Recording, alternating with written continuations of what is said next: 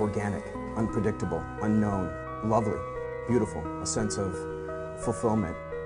This is part of the pleasures of life and not the chores of life.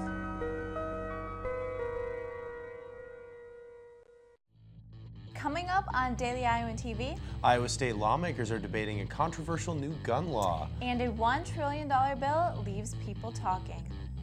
And in sports, we're breaking down Iowa's football's 2014 recruiting class in just a bit. Daily Iowan TV is ready to go. I'm Tom Brokaw. For more than 100 years now, the University of Iowa community has been waking up to the Daily Iowan. Today, it's the largest newsroom in eastern Iowa. And now you can see the news every night on Daily Iowan TV and get it anytime worldwide at dailyiowan.com.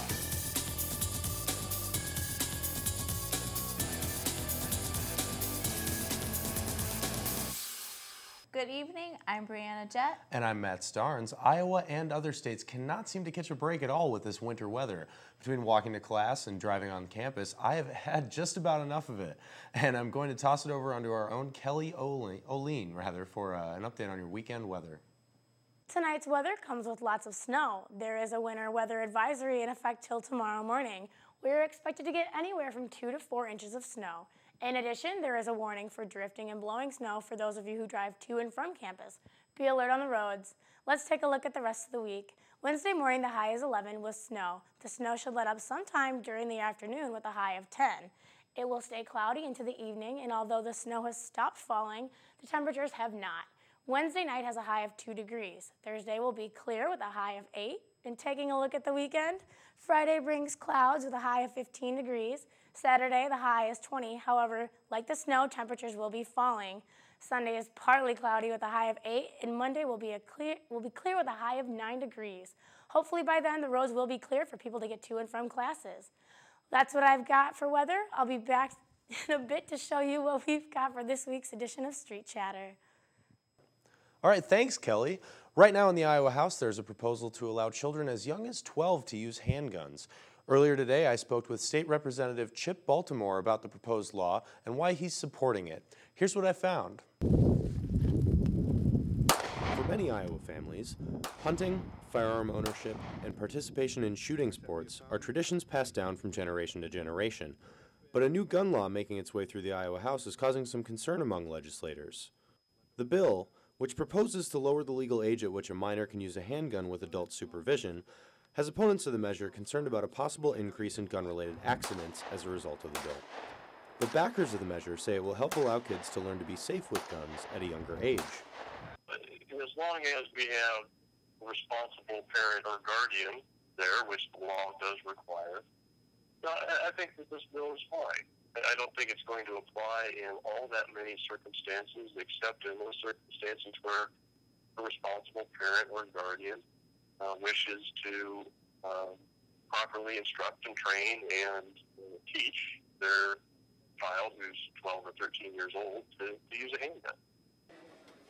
Current Iowa law allows children 14 and older to operate handguns while under adult supervision. The new proposal would lower that minimum age to 12. The age at which an individual can purchase a handgun, 21, would remain unchanged. Representative Baltimore also reiterated that the measure allows minors to use guns only when under close supervision or during a firearms safety course. The UI is adding a Filipino flavor to its multicultural mix. The Filipino American Student Association held its first meeting at the UI Monday night. It started as an idea brainstormed by the group's co-president, Erin Bovid, in a business class. She says it's the first multicultural organization to focus on the Filipino culture. I guess I was kind of surprised that no one else had done it before. I'm sure people have thought of it, but like getting it started is a whole different story, obviously. But I mean, it'll be tough, but I think it'll be fulfilling and worth it. The 11 students who attended the first meeting played icebreakers and exchanged programming ideas, including dance and food workshops, to bring their culture to the rest of campus. Now, you might think students talking face-to-face with local police would normally have a negative ending, but on Tuesday, students in the main library got donuts for getting to know UI law enforcement. When I was on patrol, I was astounded of how many, even juniors and seniors, didn't know they had their own police department on campus. So we thought we would come here and introduce ourselves and give everybody a chance to get to know us and ask questions. While many students were busy studying this afternoon, the UI Police hosted a Meet Your Cops event in the main library. A group of officers made themselves available for students to talk with and questions regarding anything from campus policies to new police-sponsored programs. Free information about the University Police and delicious donuts helped lure in students that may not know much about the UI law enforcement. Officers say this was just one fun and informative way they could embrace the police with donuts stereotype. The underappreciated $1 trillion Farm Bill was passed by Congress Tuesday. The name Farm Bill is confusing in and of itself, and that's why most overlook it. The Farm Bill includes provisions on what subsidies farmers get for growing certain crops, as well as what consumers will see on the labels of the meats, like where the animal was raised and slaughtered. The bill increased spending on farmers markets and made cuts to the food stamp program.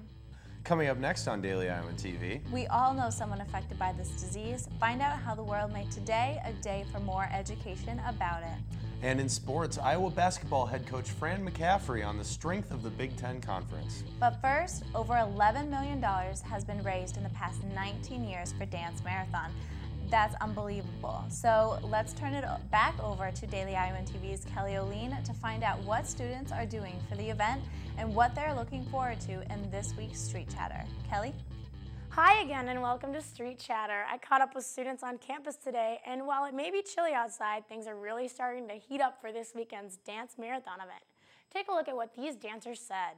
Come Friday, Dance Marathon will be taking over the IMU. UI students like Sammy Marks and Ryan Fessler are working hard to wrap up the much-anticipated event. We're just doing a lot of preparation for all of our individual things that are going on during the big event. So event range from the Instagram challenge to the Locks of Love challenge. Is Locks of Love and No Hair Don't Care, which is basically people shaving their heads, and we actually have a big number of females who are going to be doing it too. The Locks of Love challenge is one of many challenges to take place at Dance Marathon. I'm also very excited for graduation. This year's Dance Marathon graduation is the largest ever with 15 kids. These 15 kids have been 5 years cancer-free and will be graduating this weekend from medication, treatment, and cancer as a whole. I saw graduation and it really struck me how emotional this organization is and how awesome that these kids are 5 years cancer-free and they get to graduate and they become what we call as our forever families. So far, Dance Marathon has raised over $11 million towards fighting children's cancer, and each day that number continues to grow. It makes me so proud to know my fellow students are out there working so hard for the kids. Well, that's this week's edition of Street Chatter. Be sure to tweet us what you're doing for Dance Marathon at DITV News. And Dance Marathon at the UI shows how dedicated our local community is to supporting those suffering from cancer. But today, the entire world was focused on it. Tuesday is World Cancer Day. According to worldcancerday.org, today is meant for pushing to have our society have a better understanding of the disease. They say a big reason for the Awareness Day is due to many myths about the disease. They just want to clear the air. According to World Cancer Day's website, there are 561 events planned today. One of the top companies in the world has recently announced some changes to their executive positions. Satya Nadella was recently named the new CEO of Microsoft, where he will be replacing former CEO Ballmer. Nadella has led Microsoft projects such as Xbox Live, and Skype during his time. Microsoft says they hope his innovation will help the company's growth. In light of the change, Microsoft founder Bill Gates has also announced his resignation as the head chairman on the company's executive board. And now for a look at everything going on in the world of black and gold athletics. We'll toss it over to our own Jalen Suchek, who is standing by. Jalen? Thanks, guys. Jalen Sochek here in the Daily Iowan TV Sports Studio with plenty to get to on this jam-packed Tuesday edition of the program. We preview National Signing Day on the gridiron in just a few minutes, but we start with the Hawkeyes hoops team who find themselves dropping in the AP poll for the second straight week after cracking the top 10 for the first time since 2002, a little over 2 weeks ago. Hawks 1-5 against the AP top 25 during the current campaign. Little to no concern to head coach Fran McCaffrey, however, with the Hawks head man not surprised by the depth of what he calls the best league in the country. I mean, I saw it coming. We talked about that. I mean, top to bottom, there's no league like this one, and you better be ready every night. You know, that stuff will all we're going to end up where we end up. Okay, I don't want to look at records and where we stand and what, where we're ranked. I don't care about that. What do we have to do to beat Ohio State? They just beat Wisconsin on the road. No shortage of opportunities to move back up those rankings for Fran McCaffrey and company. The Hawks take on number 10 Michigan this Saturday in Carver Hawkeye Arena after tonight's contest against the Ohio State Buckeyes, a team they beat earlier this season by double digits. This bitter February may make it feel like kickoff in Kinnick Stadium is light years away, but interest in the Gridiron Hawks is heating up with National Signing Day set to take place across the country tomorrow. 2 4-star recruits headline this year's class for Kirk Ferentz and Jay Shield and Tyler Weigers. But there's plenty more to look forward to this coming fall. Daily Iowan football beat reporter Cody Goodwin has a full breakdown of the 2014 class. Thanks, Jalen. Cody Goodwin here in the Daily Iowan Sports Cubicle, here to talk Iowa football. What about Iowa football? National Signing Day is tomorrow, and Kirk Ferentz is expected to sign 21 new recruits to the program. Among them are 2 4-star recruits, something Iowa was not able to gather last year after the abysmal 4-8 2012 campaign. But after a successful 8-5 season, 2 4-star guys are going to make their way to Iowa City. The most notable, Tyler Weigers out of Detroit Country Day. He's a pro-style quarterback that is as accurate as anybody in the class of 2014. Iowa was able to gather him after he decommitted from Rutgers last December. They nabbed him about 6 weeks before National Signing Day. The other one, a hometown boy from LaPorte City, Iowa, that is Jay Shield. He switched from receiver to quarterback his sophomore year of high school and then led Union High School to the 3A state title. He spent his last 2 years at quarterback, but is projected as a wide receiver. A tall 6'1", 180-pound frame should work nice in Greg Davis's offense. Another guy to keep an eye on is another junior college recruit. That is Torrey Hendrick, a defensive end. He's a big, mean defensive end from New York, from the New York area, out of ASA, an Avenger is what they call him up there. He compiled 7 sacks in 7 games during the season and helped the ASA Avengers to a 9-1 record on the season. A couple other names to look out for: Marcel Jolly and Miles Taylor, 2 defensive backs who could see the field and maybe have the same impact Desmond King had this past season, but expect to see them a little bit more in nickel and dime situations for Iowa's defense.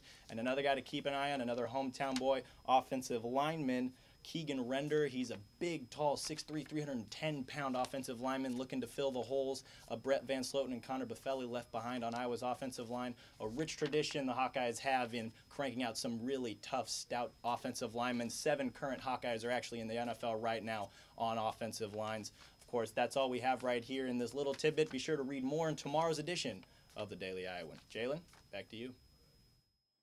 More on tomorrow's signing day coming up on our Wednesday edition of the program, with Kirk Ferentz available to members of the media Wednesday afternoon. Highlights and post-game analysis of Hawks and Buckeyes also on tap for tomorrow. But for now, it's back to you at the desk right after this.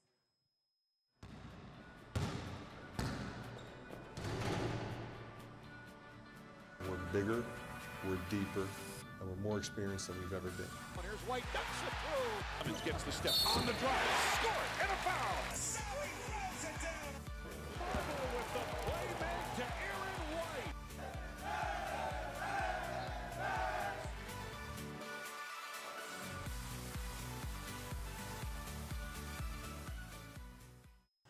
And only with Daily Iowan TV can you hear what the headlines will be in Wednesday's pages of the Daily Iowan. We'll have another profile on a dance marathon family story and what the big event means to them. And reactions on the just passed Farm Bill. Well, that's all we have for you this evening. Be sure to watch us tomorrow at 9 o'clock, or you can find us online at dailyisland.com. Thanks for watching. Stay warm and have a good night.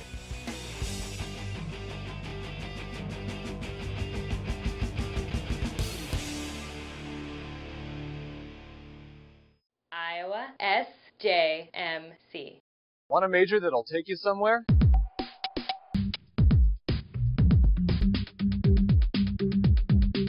I joined and now I'm in Los Angeles, California, interning for Conan O'Brien at Warner Brothers Studios.